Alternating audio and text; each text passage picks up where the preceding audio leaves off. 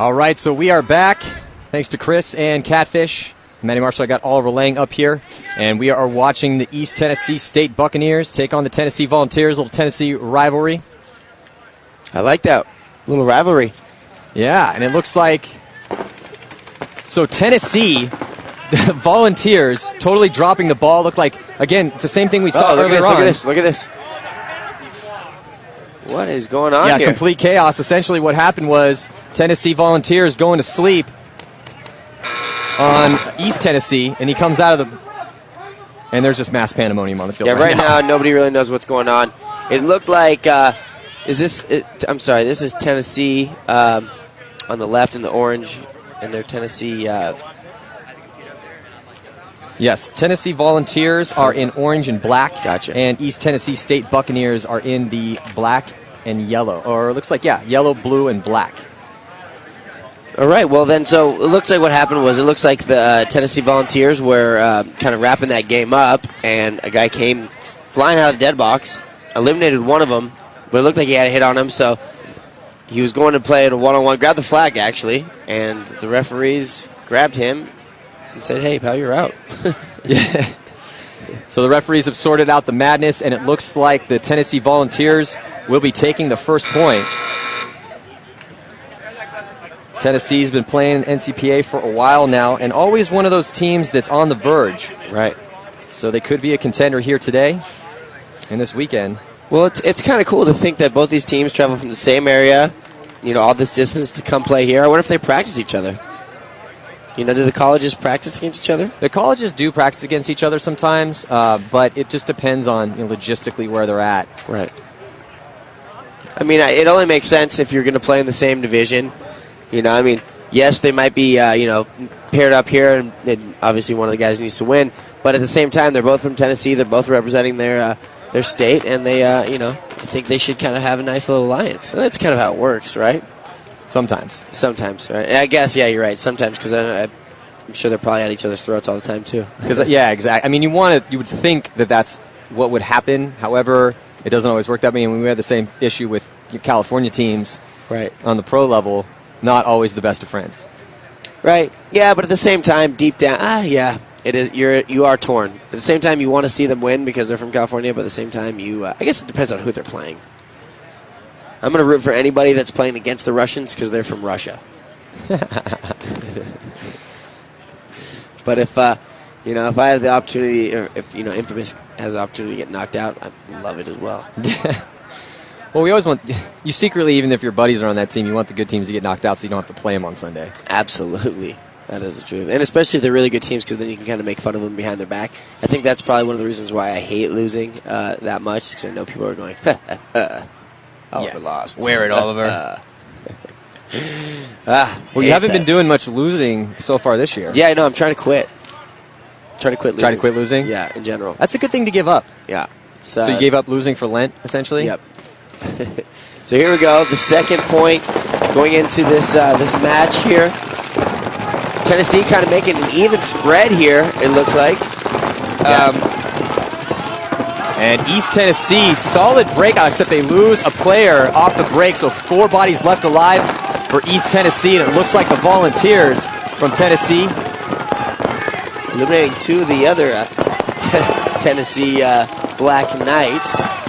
The Black Knights making a fill here. Now it looks like it's 2 on 5, 2 on 4. Yeah. One of the Tennessee Black Knights just eliminates one of the Volunteers. I'm going to say Volunteers and Black Knights. That's how we're going to say it. All right, well, the Volunteers are now in the snake and destroying East Tennessee, trying to make it up on the Dorito side of the field. Yeah, the Black Knight was trying to make... Oh, look at this. I love stuff like that. One of the Black Knights on the Dorito side was trying to make it an aggressive push over there to figure out what's going on, and unfortunately, one of the Volunteers was all the way in the snake into their side of it and just ate them up. So far in this match, Tennessee is controlling the action. Tennessee is definitely controlling right now. They're Tennessee. Well, the Tennessee Volunteers. They're doing a solid job of winning all of the different elements of the game.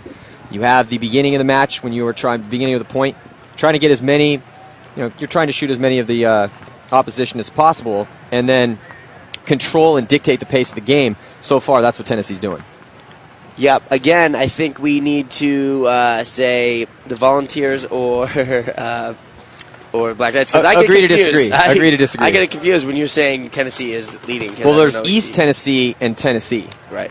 So if I say Tennessee, I'm referring to the Volunteers. East. Just a little 4-1-1. Gotcha. Okay. Wait. Which one again? Agree to disagree. I agree. So East Tennessee, they need to get a little bit more, and we talk about this a lot, but they need to get a little bit more of that aggression going. But it's really kind of tough to do that when you don't have 5 bodies alive off the break. Oh yeah, you got to play. That's one of the things when we start to lose. When we're treading in quicksand, I call it. I say, listen, just get 5-on-5 paintball, make it to your spots, and let's just play. If you believe you're a better player or a better team in general, you're going to win those gunfights heads up and be able to battle back. If you just run and dive into your bunkers and everybody just gets hit and walks off, there's no way you can battle there's no way you can beat anybody like that. So, It is absolutely crucial to get 5 bodies out alive. And honestly, it's tough, though, because if one team is doing a really good job at sweet spotting and shooting those lanes off the break and getting those kills, it can get in your head a little bit. Yeah, but you have to fight through that. And it doesn't matter. Maybe you have to find a new way to get out to your spot. Maybe you need to run and gun. Maybe you need to get one of your boys to shoot back at the shooters for you. Yeah, man protect, we call it. Man protect? Man protect, yeah. You guys are getting crazy with codes now. No, that's been around for a while. Man protect has been around? Well, man protect is pretty much, hey, I'm going to risk myself to protect you. You've done that numerous times. Yeah, you don't always live. But, hey, it has to be done sometimes. So this is Tennessee, or is this East Tennessee? That's East the Tennessee Volunteers. Tennessee Volunteers. Here we go on the breakout. See 2 guys stacked in the back center. 2 guys go on the Doritos side. Nice spill over for the Tennessee Volunteers into that tall tower. And you're looking at they're doubling up that tall tower. And that tall tower has an awesome shot in on the snake. He's going to get out of there, dive right into snake 1, past snake 1, into snake 2. He's going to try to get those crossfield shots. And look at this East Tennessee just walking off in droves. 3 bodies coming off at the same time. Never a good sign. Yeah, we call that walking off wholesale as well. Yeah, absolutely. They are getting shot wholesale right now. You do not want to walk off wholesale. And the Volunteers just really coming down in the snake here. Look, 2 guys in it. I think it's one of the first times we've seen 2 guys in the snake. But in the snake, honestly, it's best to have 2 guys in this snake because that back bunker, the bunker of death that we hate so much, you really can't do a lot from there, and you definitely cannot protect or help your guys that are in the snake. Yeah. And especially when a guy in the snake has reached this far in this length of it, because, like we talked about, being in that tall temple back there, you've got a great shot, which we just noticed the game before, shooting down into the snake. So that's actually equally as good to stop the guy from the snake as from that tall matchstick if you have a tall enough player. So that was nice how they lined that up. They had 2 guys on the Doritos, They had 3 guys here on the snake side. And I mean, I'm always a huge fan of making a 3-man operation on the snake side. Absolutely. Because you lose a guy, you're going to gamble one guy, you're going to lose him. Maybe he gets bunkered, or he bunkers a guy, and you still have that 2-person backup right there. That's very important. Well, you also have to really, on that snake side, especially if you don't have that back player that has that awesome shot down the sidelines and is able to dominate and control and really help out, you have to get another body in that snake, or it's best to get another body in that snake. It's a big swing. It is a big swing. So if I've got 3 guys on the snake side, they've only got 2, and I can gamble and roll the dice and maybe bunker one of the guys and still have that two body advantage, that 1 body advantage right there, actually, it makes a big difference. Well, you're one of those guys. I mean, you're first guy in the snake sometimes, but you also then secondary in the snake and back people up depending on who you have going in there. And throughout your career, I mean, you started out as that front snake. We played together on the same side of the snake.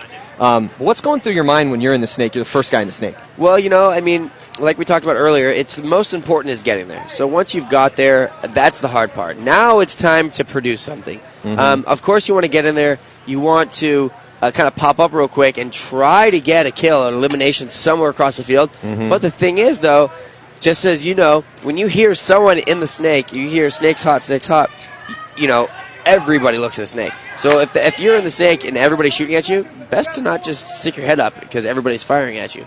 You want to try to get those kills across the field really quickly.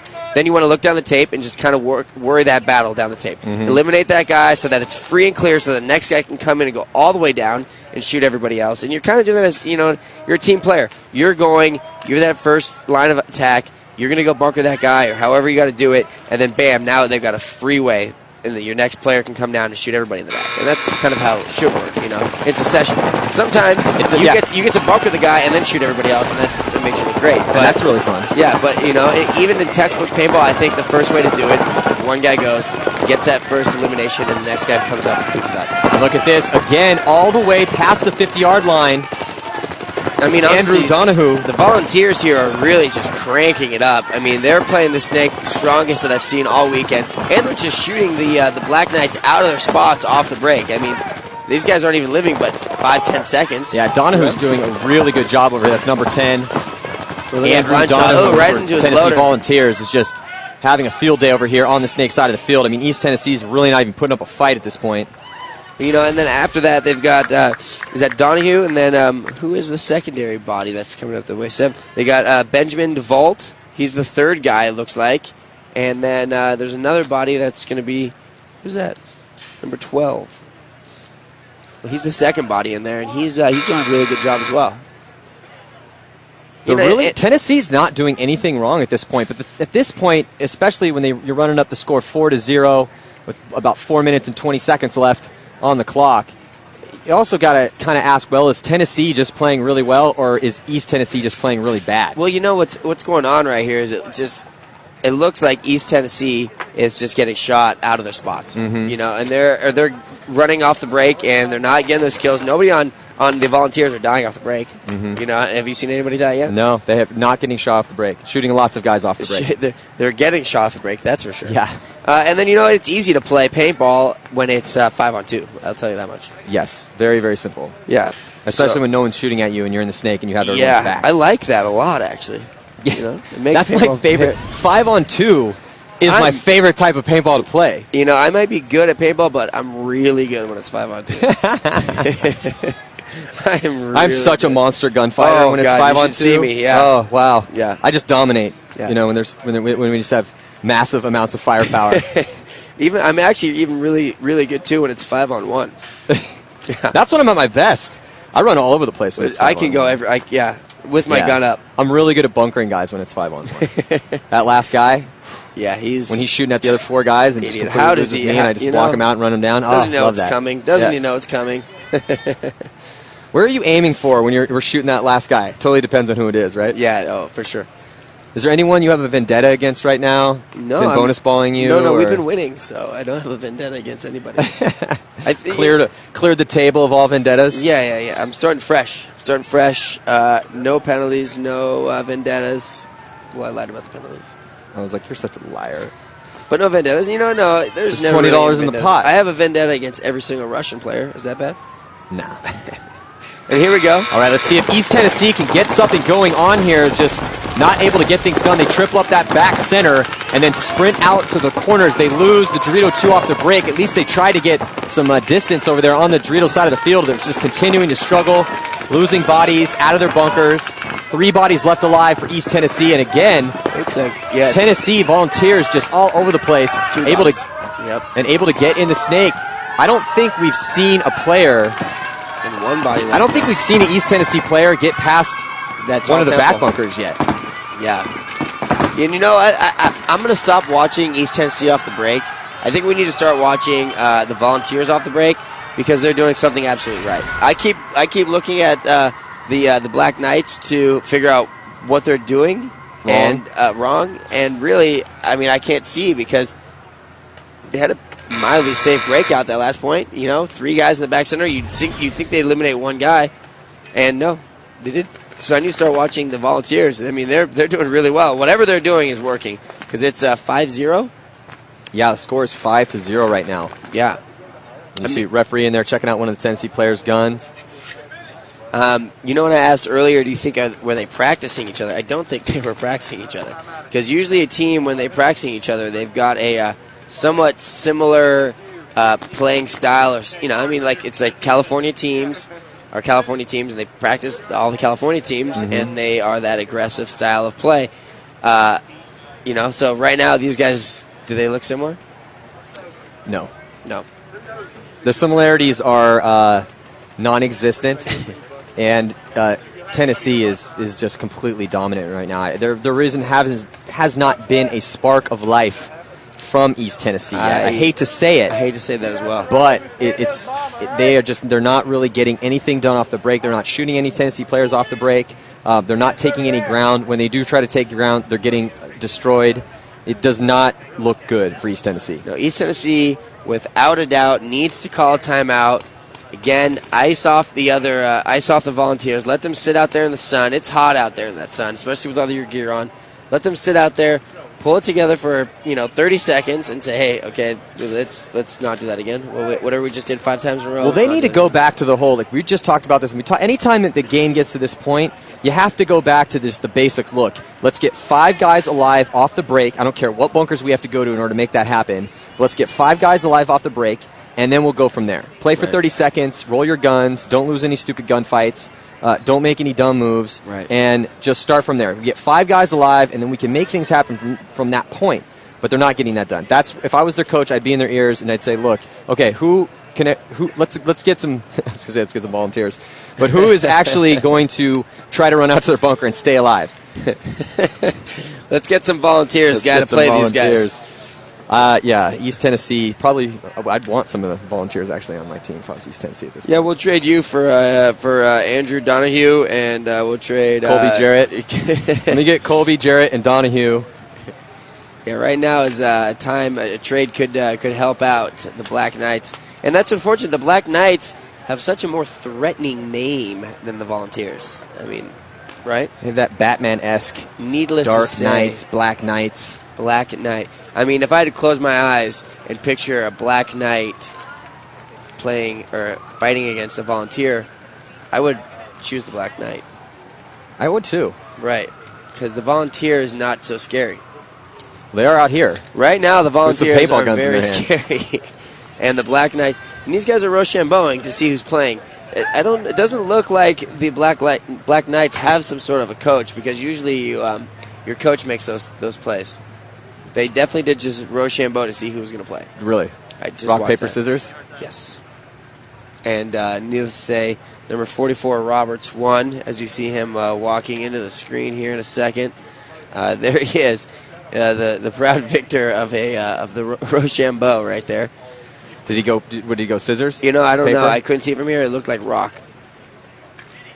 His hat does say yard sale, I believe, and that's what this game looks like right now. It's a yard sale.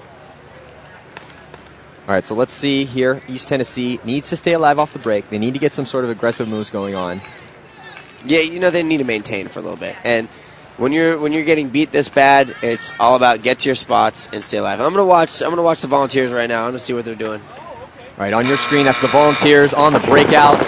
And look at that, 2 guns up in the center as they lead 5-0 with 3 minutes and 21 seconds remaining here in the first half.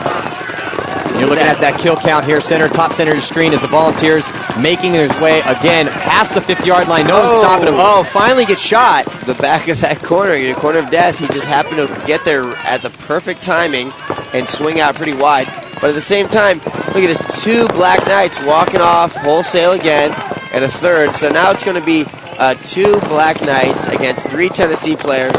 3 Tennessee players and kind of decent positioning. They're going to need to swing over here on the snake side. And here comes the Tennessee Volunteers making their way up the field. Aggressive moves, little battle roll there into Torito 3 or Torito 2. You can see their coach. Looks like their coach is Joseph Baggett. Is that it? I remember from last year. Yes. He's doing a good job. He keeps his composure and just kind of talks to his guys. He doesn't yell too crazy, and that's important as a coach. Looks like Volunteer loses his hopper there in Snake 1. Not looking at a lot of bodies. Looks like there are 3 Tennessee players left alive. Only 2 East Tennessee players left. We're about here for 5 more seconds. Can you see it? This Black Knight here in this corner, he needs to kind of play a little bit tighter. He's playing like a Billy Wing style of play, like really far off his bunker. Yeah. And that's really hairy to do when you're kind of down points and you're down players. Well, he needs to make something happen, honestly. He does have 2 on 3 is that's not a big stretch. You can definitely pull off a 2-on-3 pretty easy. Look how far off he's playing all this stuff. Oh, he's playing way, way off his bunker. See, now, that's not necessarily a bad move if, say, you're in a one-on-one situation, but he's looking at 3 bodies right now. Nothing's happening. He needs to figure something out. And this snake guy needs to really get into the game because he's pivotal right now. And this is an absolutely crucial point for East Tennessee as time is ticking off the clock, minute and 20 seconds left to go. They need to win this point to really have a chance in the second half because they've just looked terrible so far here in the first half. I mean, there's a huge gap he's playing out there. Like, he might even go out of bounds by accident. I mean, he's got some space back there, and really there's no one that's pressuring him, which is why he's able to play that far off the bunker. And sometimes that is a good move. You do that sometimes. You get real creative as to how to play bunkers. What's going through your head when you're doing that? I'm not a big fan of playing really, really big like that. I mean, he's wilding out back there. He is. I mean, look what just happened to him. He just got... You know, what he was doing just now, it looked like it was a combination of I'm tired and I don't know what to do kind of look. You know, he was kind of shooting and then he put his gun down. Like I've seen Billy Wing do it. You know, I've seen all of us kind of do it, yourself included, myself. You back up a little bit, you get those kind of quick shots, and you go back in there. Yeah. If you're down bodies and down, 5 points in the match, you kind of want to hold out. I mean, look, if he would have held out another 20 seconds, these guys would have needed to literally come into their end and shoot them, and that'd be one less point. And that's a big point right That's a there. big point spread. I mean, this is another point. Yeah, and because they're heading right now, they're going to head into the second half with the score 6-0, and that's insane. That's a big lead right there. That's a huge lead, and not only that, you got to think about it this way. Okay, well, yeah. I mean, it's 6-0. I mean, it's 6-0, and they haven't scored a point yet. So they're heading into the second half, and it's not like, oh, come on, boys, we can get it up. We're only 6 points down. They haven't scored a point yet. No. They haven't put it. They're being shut out right now. More than anything, they needed just to hold that game out and not let them score a point because, honestly, the Snake Eye would have had to come all the way.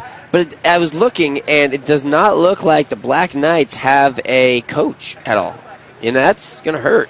Yeah, if you don't have a coach at this level of the game, it's really going to come back to bite you. This game is very fluid and chaotic, and it's very complex. If you don't have a coach, then that really kind of puts you in a bad position. Now you have your players. They are trying to basically do all the coaching, make player adjustments, make team adjustments, strategy adjustments on the fly while they're playing. And the biggest reason you have a coach is you can't criticize yourself. Well, you can. Everyone's there's a lot of self-criticism involved. Absolutely. However, people get real defensive. Right. And if you have that objective voice of reason that's able to stand on the sidelines and look at what's going on and then make those constructive criticisms. Right. And Black Knights just aren't getting that right now. No. Yeah, and like you go back to the coaching thing, you need to have if you're a player, you should be playing, Yeah, absolutely.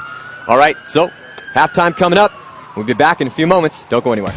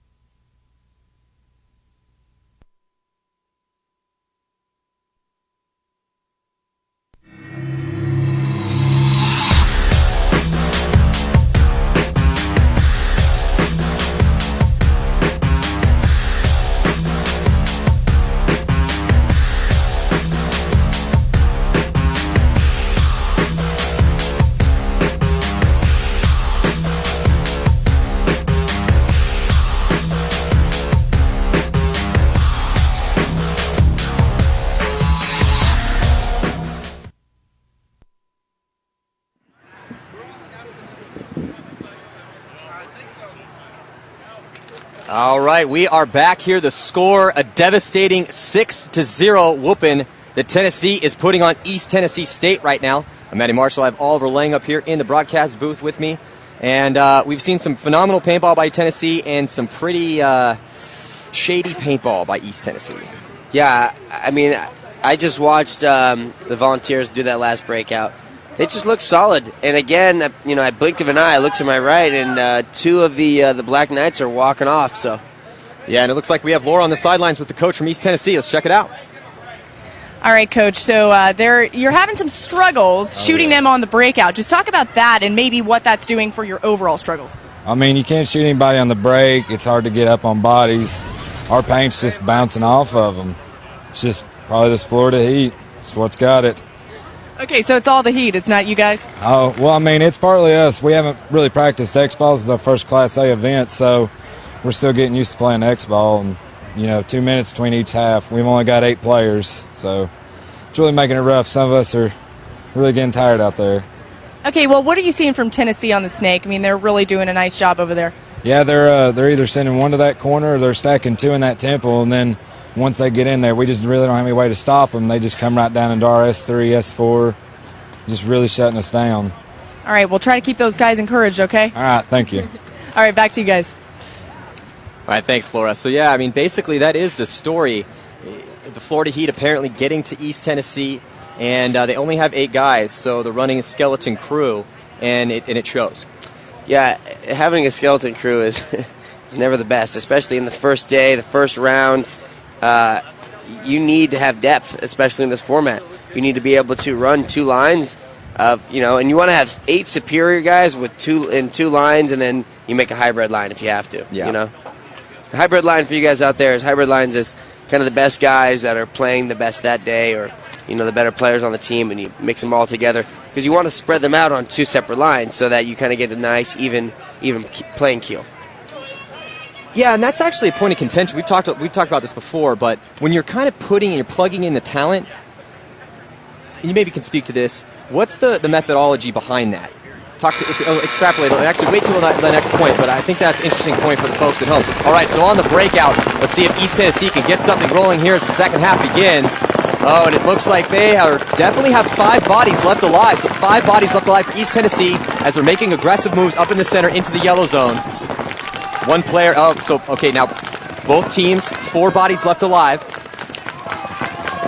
No, it looks like actually, yeah, Tennessee is 5 strong. But they don't 5 have across the back. Yeah, they don't have any sort of good field position right now. But at this point, with this high of a lead, 6-0, even though there is an entire second half to play, at this point, this is when you take an extra couple pods of paint out there and just roll your guns. Now, take the moves they give you, and you want to keep doing what's working. You definitely don't want to pull the reins back too much. But once you get in those good spots, as you see East Tennessee, or Tennessee making moves up on that Dorito side, small bumps, smart, concentrated moves, but yeah, once you get to those spots, you just lock it up.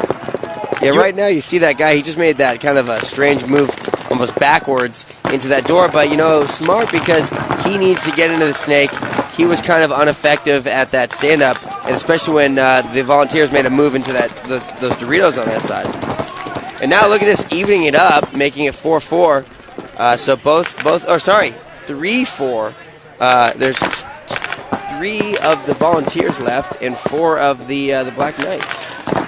So now the Black Knights actually might be in the running here for a point. Well, the thing the Black Knights need to do right now is they need to start making aggressive moves downfield. If you have numerical superiority and you are down 6 points with 8 minutes and 20 seconds left to play, and you're looking at a couple bodies, man, you need to make something happen and start scoring some quick points to try to get back in this match. Yeah. I mean, you got nothing to lose. That's how I see it. It's kind of go at it. And I think how the Volunteers took this game into sight was, guys, we're up 6 points. Let's just not do anything dumb. Well, did you see that little dive back there? And then his coach is yelling at him to hang it. But like I was saying, is I think they went out there to play a little bit slower. And if you ask me, that's just not the right thing to do. Maybe they're trying to save up a little energy, maybe not get hurt or whatnot. But I think that's the wrong way of playing, because if you're winning because you're doing something right. Don't change it, Stick with your bread and butter. Absolutely. And I totally agree with you, O, because think about it this way. If you have the lead, and we just talked about this a little bit, but want to elaborate further, it's an important point, is that if you have the lead, you take the spots. You don't want to go too crazy off the break. Now, you can, because you're up a ton of points, but you get into those important spots, so you don't play conservative. You make those moves that you've been making all game long. However, once you get into Snake 1, maybe Snake 2, that's when, okay, now I'm going to dig a trench. I'm going to shoot my lane. I'm not going to let them aggressively push up the Dorito side because I'm in the snake. I'm shooting cross field. Or if I get up into the one of the important Doritos on the Dorito side, same thing. Boom, put that lane across field. Bring an extra couple pods of paint. Post up. Watch that lane and just start watching the time kick off and look at getting closer to victory. So what you're saying is, yes, if you're up points, you're going to want to slow the game down, but you don't slow the game down from the back, all 5 back bunkers. You slow the game down from the, essentially the 50-yard line bunkers. Get to the snake, get to the Dorito, and just kind of sit there now because you've got a great angle if anybody tries to come, and they have to literally come into your side to get you, and so that's a big deal. I think the Volunteers need to go back to their bread and butter, and they need to start playing how they were before that first half. I mean, obviously it was working. It was 6-0. Now the Black Knights, you never know. They got a point here. They could turn it around. I mean, I've seen stranger things, but definitely seen stranger things happen for sure. But this game is far from over. It is X-ball. We do have 7 minutes and 42 seconds left in this game, and here we go. All right, so on the breakout, let's see if East Tennessee can get 5 bodies out alive, and they're not able to do it again as they lose their entire Dorito side. Only 3 players left on East Tennessee's line right now. That's not so good for them. No, not good at all. And it looks like 5 bodies alive for the Tennessee Volunteers. Looks like player in the stand-up temple, though, behind the snake. It looks like his gun is down. Referee in there checking out. Oh, no, maybe he has a hit on it. No, he's good to go. So he was just checking it out, making sure he wasn't hit. Smart thing. Well, see, now is the time where the Volunteers are up a couple bodies, right? And the Black Knights are kind of in, I'm going to say lousy positions. They're in this corner of death in the back center. Now is where the Volunteers kind of slow down. This is where they don't need to go wild and shoot these guys. They just kind of come in controls. Yes, slow, methodical. And shave off a couple extra seconds on each thing. Like this guy doesn't need to go bunker this guy, but he's going to because he's going to drop the hammer for the next game. And look at that. That's nice. It was actually pretty nice to him. And he was just happy to go bunker something. He was just happy. Sometimes when you're the back guy and you're the, you've got the opportunity to go bunker someone, you should do it because you don't get to do it. Yes. It's like, it's like we said, man, hey, I'm amazing when it's 5-on-1. Exactly. And right there, that was number 9. That was, I don't know who number 9 is. So Tennessee here looking very, very good. However, I'm just interested to see now East Tennessee, like we listened to their coach, he was saying how they were struggling with the heat. They only have 8 guys running that skeleton crew. They're changed formats. This is the first time that they've kind of starting to get some experience here, and it's a difference, a change. If the 2 minutes in between points, we spoke about this earlier on in the day. For all you guys just tuning in, if you're not familiar with this format, it's 10-minute halves. You have a halftime. Highest score at the end of regulation wins the match. But in between points, you have 2 minutes to get your stuff, clean up, listen to the new game plan, figure out what went wrong, what's going well, and it can get very chaotic in those pits. Yeah, for sure. I mean, especially when you're down a lot of points, you're kind of, again, like I said, treading in quicksand, and it never works to try and struggle out of it because you're just going to sink even more. So you got to go in there, you got to be calm, cool, and collected, wipe off, and talk. Absolutely.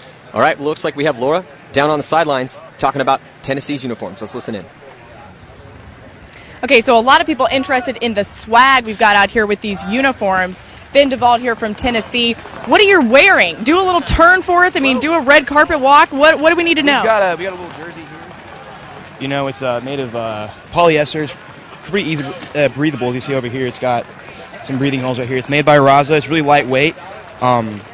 Pretty much just designed to help get air in these vents right here up into the body of the player. So when we're out there, we're really hot and sweaty. We're wearing long pants and long sleeves and 3 layers out here. It's 100 degrees out. Just trying to keep us as cool as possible.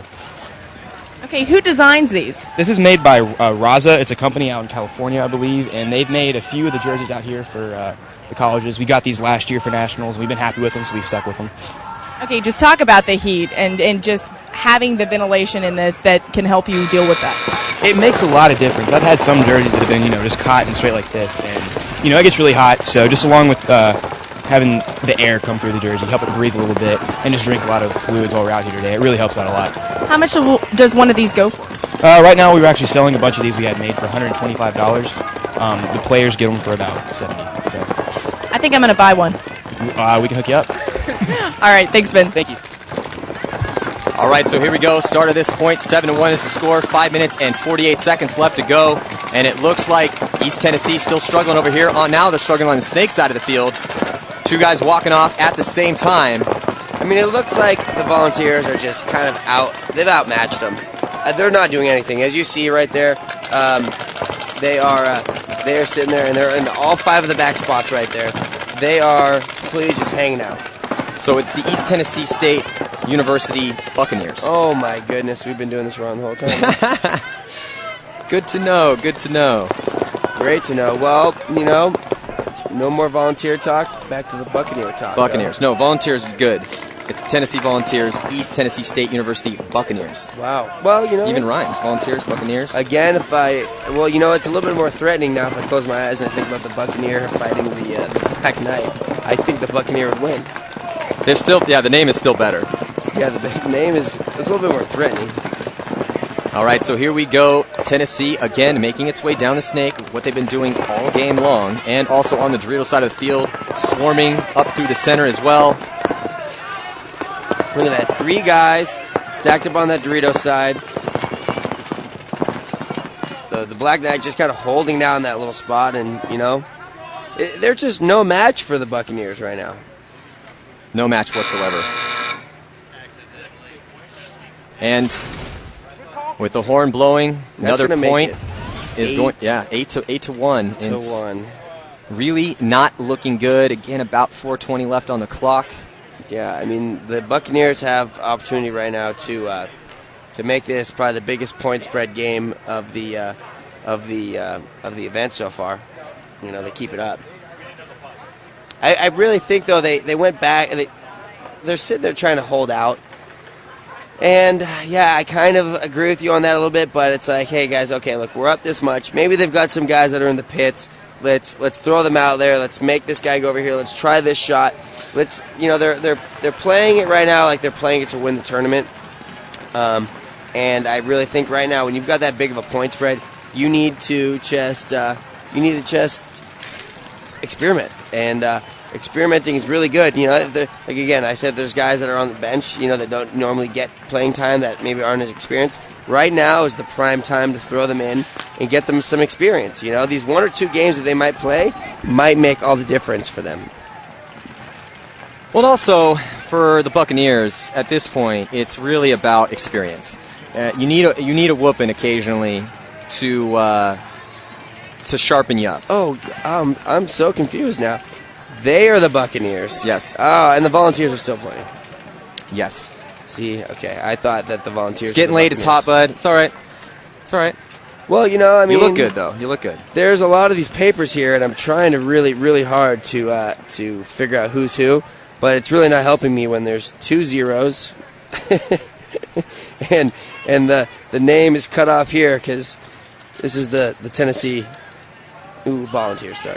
Okay, I figured it out. It's all right, we're getting it. I'm going to be good by Sunday. All right, so here we go on the breakout. Tennessee Volunteers making their way out to the corners, and it looks like they didn't make it out alive. Hate that spot, man. Really, if I was setting game plans, we wouldn't be going to that spot very often. We'd be attacking. No, not at all. Not at all. I think it looked like his own team shot him going into that spot. Poor guy. But look, the Volunteers are sitting there and they're just across. They just want to sit there. They're in all 4 backs right there. You see them. They're not looking to make any moves. Oh, except for that move. They're sitting there kind of just waiting out the time. And they don't have anything to lose at this point. So really, again, to get that experience, I would try to come up with the most aggressive. I mean, they're losing anyway. So if you're going to lose, you might as well lose going forward. Right. Like we always say, hey, man, if you're listening too, if you're going to get shot, die going forward, man. You don't want to get shot out of your bunker. It's better to try to make something happen. You never know. It's paintball. It's crazy. Yep. You could run through the guy's lane. You could miss you. You could bounce you. You don't know. And so it's better to try to seize that aggressive advantage and force your will on the other team. Right. I mean, the Bucs should know now that they've got, like you said, nothing to lose. And the Tennessee Volunteers, they're not going anywhere either. They're sitting there and they're just kind of trying to wait time. They're trying to save a little bit of energy. They're hurting out there. It's hot and they've been playing all day. They've been sitting around. And so right now they're trying to, not exalt too much energy. Not a lot of energy. And you can see it in their body language too. I mean, at this point, they're tired. They're tired. It is hot out here. It started off this morning. Very nice, actually, slight breeze. Now starting to get that oppressive Florida heat coming in, which honestly really is not that bad compared to previous years and how hot it gets here in the summer. Right. All right, so we got Laura down on the sidelines. Let's check it out. All right, so you guys keep talking about the heat, but you're up there in the shade. What about us down here toughing it out in the hot sun? I can't complain because I'm not out there actually playing, but you guys, Joe and Matt from Hartford, the Hawks, it's hot out here. Talk about it. It's really hot, man. We're coming from up north. It's pretty hot. We can't. We're not used to it. We got some kids throwing up a little bit, getting wild, throwing water on each other. It's a good time. Okay, and just talk about how you're dealing with the heat. You got a do-rag going on here? I do. I've actually played every point, so the heat's really, really killing me. It's really hard to breathe with the mask on. We've gone through 6 cases of water. Yeah. And we only have 7 players. So a lot of people are running back-to-back points, so it's really tough. But we're keeping hydrated. Okay, do you guys stink? Yeah, we smell pretty bad. Yes, they do. Easily. Yeah, so anyway, I don't know. You guys can't smell from down here, but they are really stinky. Cool. Hey, we can smell the paintball funk from here, Laura. Trust us. We're too busy hanging out in the shade. Okay, Laura, we're just hanging out up here. Stay down there with the smelly paintball guys in the sun. Yeah, and again, we've played so many tournaments in Florida, and this is really, it is hot, and you're looking at everyone right now lounging, getting some sun. But it could get worse. This is not that bad, considering how humid it actually can get, because it's not that humid. The heat doesn't hurt you. The heat doesn't sap your energy. It's annoying, but you play your game. You're not out here all day long. I mean, they play 3 matches today, but at the same time, it's the humidity that really sucks your energy away. Yeah, absolutely. And it's not that humid right now. No, I mean, I've played in way, way worse. Chicago in peak summertime, like they schedule it every year, July. Yeah, that is one of the hottest, most blistering, humid tournaments I've ever been at. And then Orlando in October when we come for World Cup. Oh God, it's blistering. And why is it always so hot in October? I don't know. It's hot. Remember Denver that one year? It was 114 degrees. It is hot, but it wasn't humid. It could be 90 degrees and 100% humidity. Chicago is always terrible for that. Yeah, exactly. Well, the difference is when it's humid, you can't get away from it. So it's like in California, it might be a hot day, but I go jump into the shade for a second, drink some water, and I'm pretty nice. Here, it's like I got to jump in the shade. I got to take all my clothes off, put water all over me, and then I'm almost okay. Yeah, exactly. So it looks like the Buccaneers called a timeout, which is very smart. Look, you can see the volunteer guys. They're out there in the sun baking right now for 2 minutes. It's kind of a very strategic thing as well. When the players go out there, you call it in the last 10 seconds. These poor guys got to wait out there for 2 minutes and sit there and kind of pace back and forth going, oh, man, it's hot. Oh, man, it's hot, And I try to, actually, when that happens and we're playing, I try to, if it's hot and oppressively hot, I'll try to not go out there. I'll try to sit in the shade. And the biggest thing is it's not the body. That's not that big of a deal. I mean, you can tough it out. Yeah. The biggest thing is your paint. If you put your paint in those enclosed pods in your back, and then the sun beats down on them, and if you are just loading the same 2-3 pods and you don't get all the way through your pods, that other pod, that 3rd, 4th pod in there, sometimes just becomes just straight jelly, gummy bears in there. Yeah. And we've seen that all day today.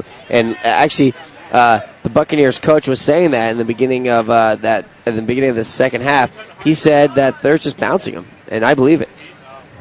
So here we go. We see the breakout here. We have Buccaneers breaking out. 2 guys going to the Dorito side, kind of far run on the Dorito side.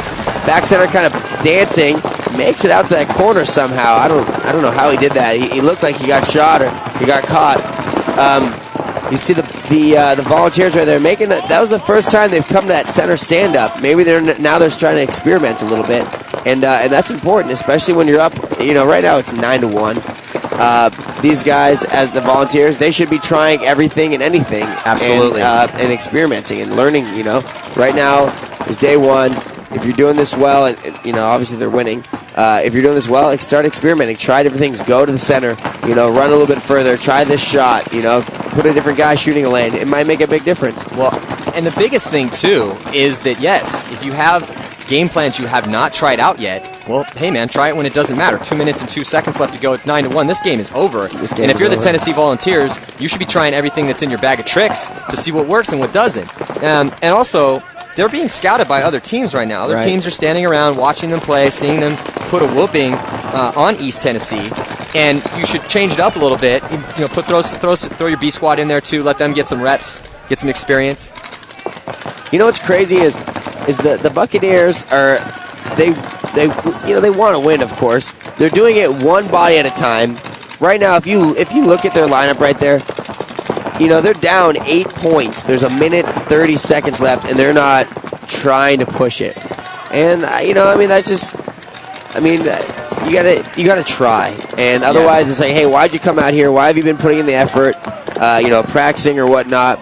You guys are here, like, again, the time management. It's a minute 30. Like, hey, why don't you try? You're in this corner. Try to get it in the snake. Might as well attempt it. What are you going to lose? You're already losing. You're not losing anything. And also, you learn by pushing the edge. You learn by playing aggressive. Because you don't really know what you're capable of until you try to build that mentality and that style of play up.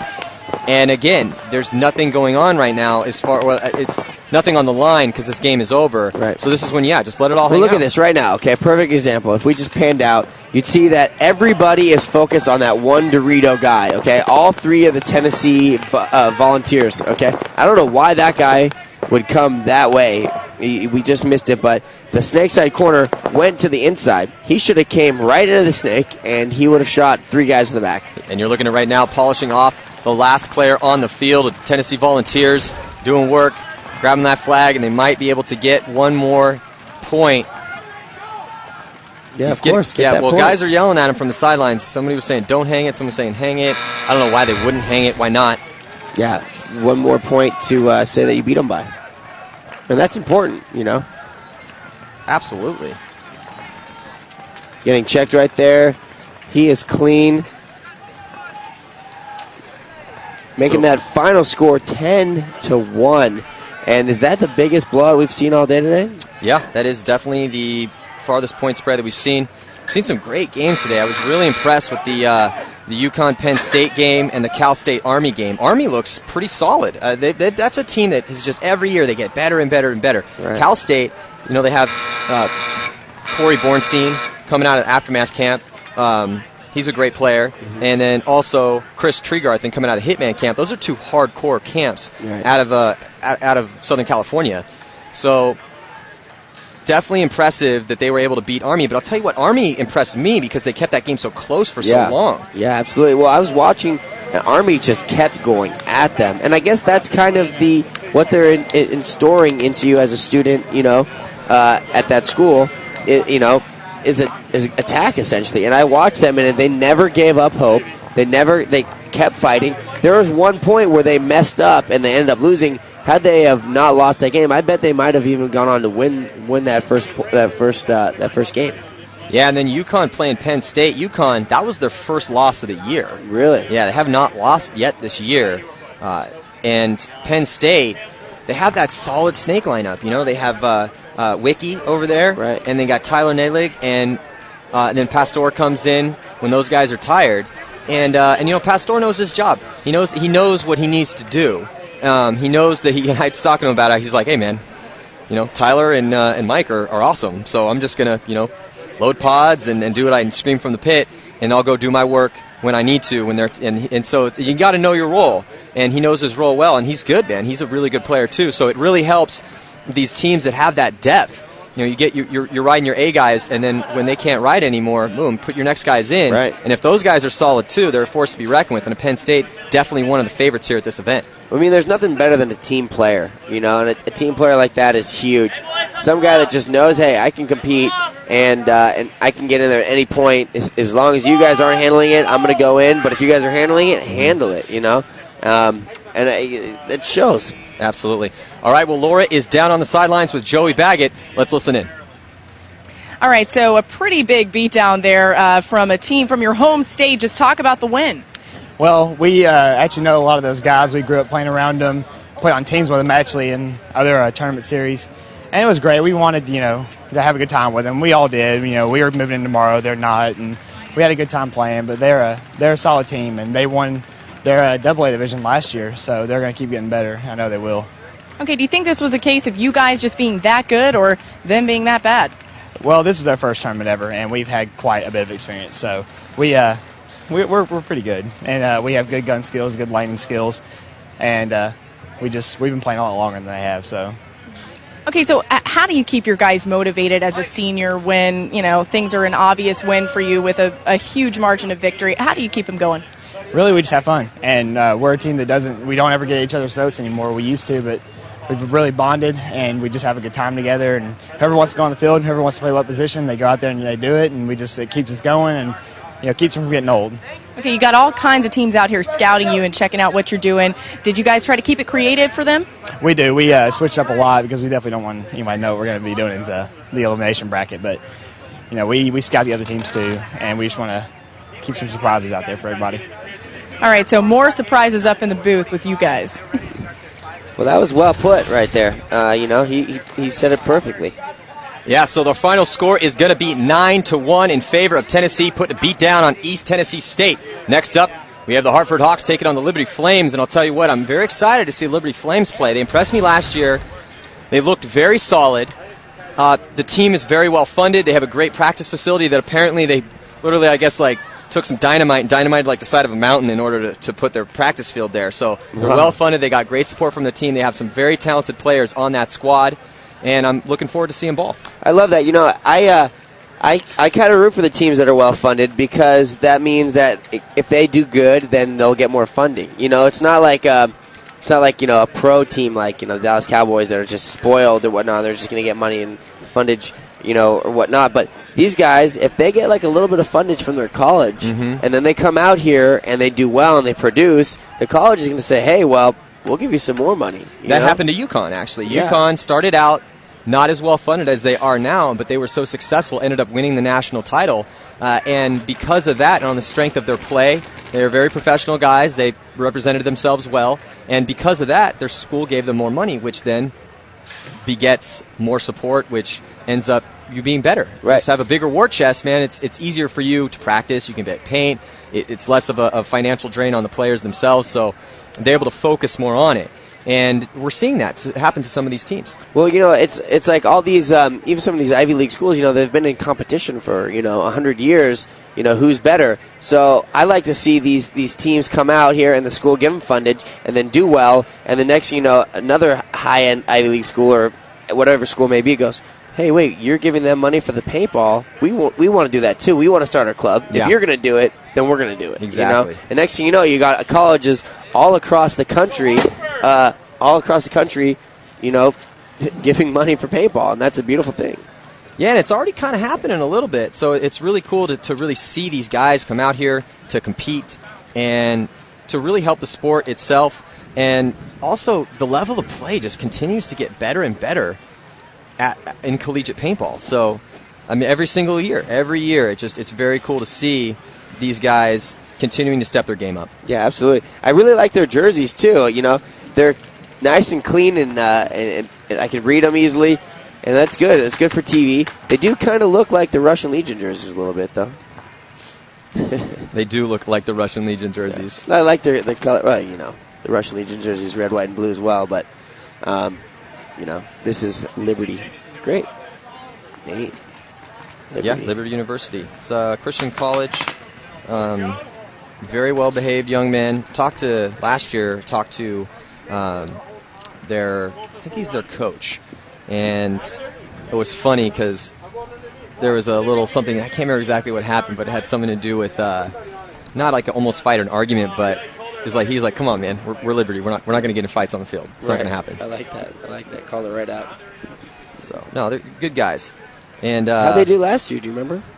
I can't remember what place they took, but they were contending, and they were doing a good job of it, but it was basically off the strength of, they have an amazing front player